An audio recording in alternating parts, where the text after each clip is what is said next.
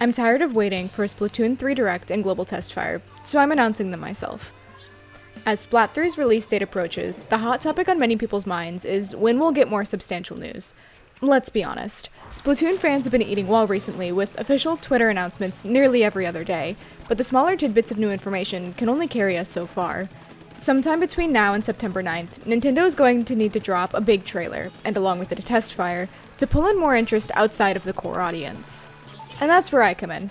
Well, logically, we could just wait for an official announcement.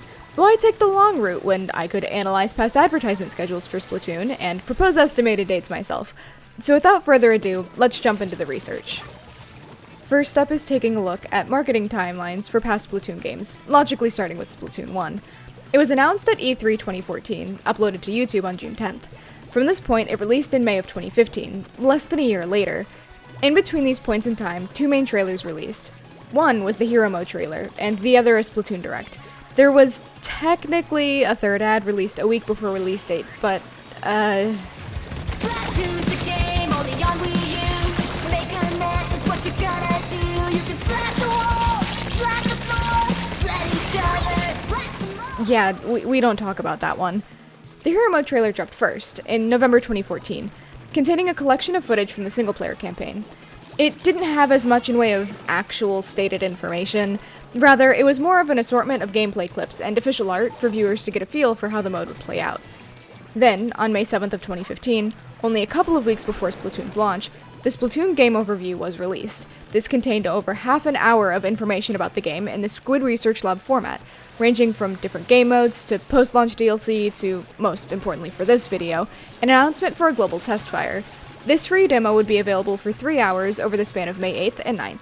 I should also note that the Splatoon wiki includes a third date, May 23rd, which is said to have been added due to issues with Nintendo's online services during the original dates. But I'll keep it separate from the rest going forward, as this was an unplanned date made to make up for issues, not a bonus, intentional Testfire they waited to announce. Splatoon 2 followed a similar, though slightly different, trailer method to its predecessor.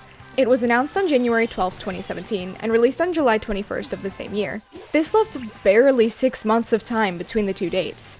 In the same fashion as Splatoon 1, Splatoon 2 dropped a single-player trailer and a Splatoon Direct before the game's launch. However, it also included a third trailer released before either of these, the Global Testfire announcement. It released on February 13th, just a month after the initial trailer. It advertised the upcoming Testfire, happening on March 24th, 25th, and 26th, this time over the span of 6 hours instead of 3. Later, on May 17th, the Hero Mode trailer dropped. While similar in many ways to its Splat 1 counterpart, the Splatoon 2 single-player trailer was a bit more substantial for those who didn't want to analyze the video frame by frame. It began with some dialogue from Marie setting the stage for the story, showed off some of the different hero weapons, and even included a couple of the bosses.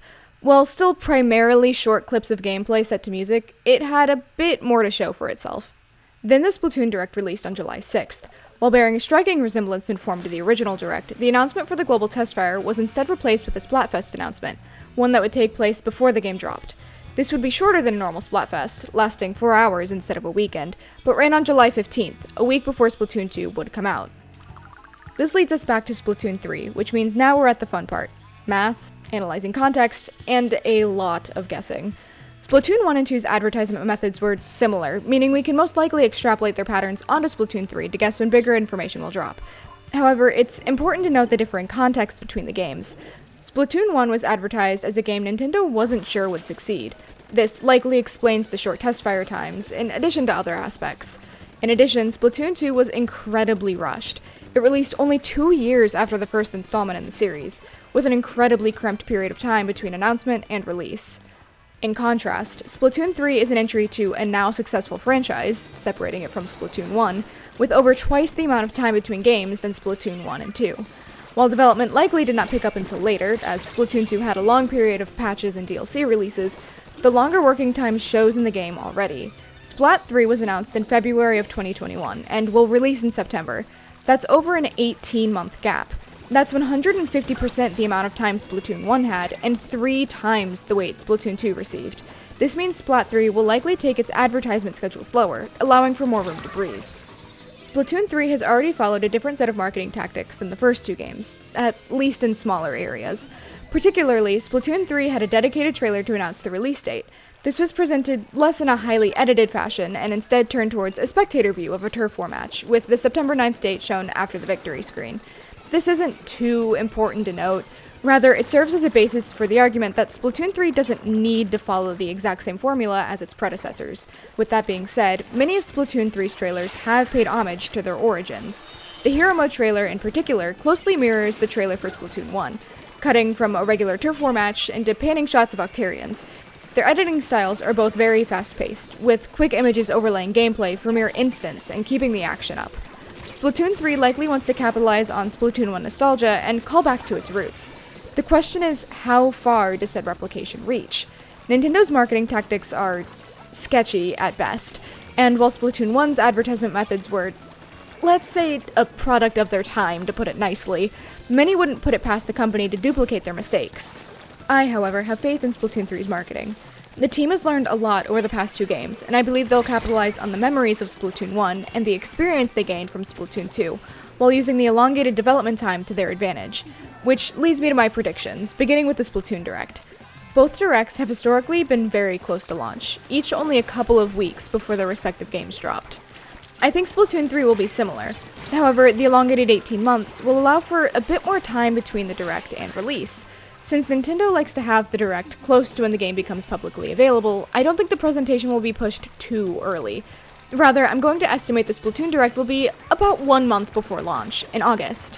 While having it on the 9th is possible, both previous Directs were released on a Thursday, so I'm instead going to push it to August 11th.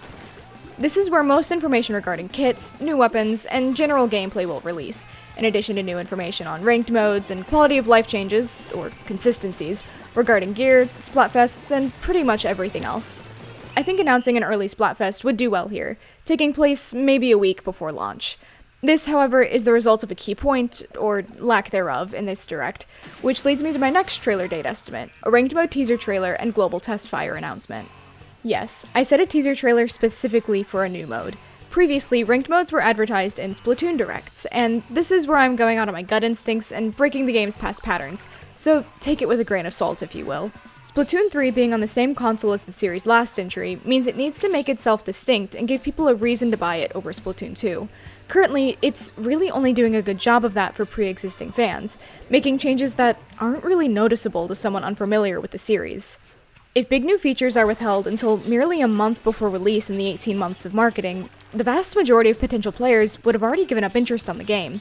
Many already have. The time the game has left until release, roughly 3 months, needs to be used wisely to solidify Splatoon 3 as a finished and unique sequel. Announcing a new ranked mode, or modes, is a great way for people to easily see a difference between Splat 2 and 3. Now, this would not be a full presentation-style rundown of the new ranked game. It would instead act as a vague, but comprehensible, sneak peek into the mode that will be delved into deeper during the Direct. Emphasis on comprehensible. It doesn't have to give away all of the information about the game mode, but if the only way to understand what's going on is to watch a 12-minute analysis by a Splattuber, it's not doing its job right. There is a walkable line between making something mysterious enough to be interesting without making it entirely foreign to anyone casually tuning in. Frankly, Nintendo has a bad record for this, but I'll give them the benefit of the doubt this time. This ranked teaser trailer would act hand in hand with the global test fire announcement. Being able to play the game for free before its release is a great opportunity for people to experience how different the game is hands-on. A ranked mode would let people see big differences, and a global test fire allows players to notice smaller features.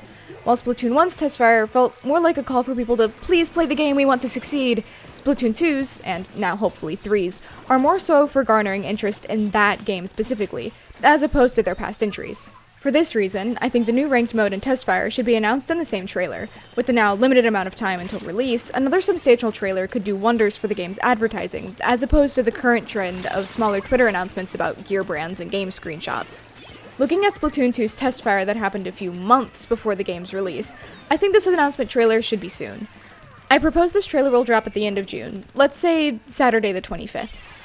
While Splatoon 2's test fire took place over a month after its announcement, there were 5 months of time between the test fire announcement and the game's release, longer than our current 3. As a result, I'm going to shorten the gap to about 3 weeks, with the test fire taking place the weekend of July 15th.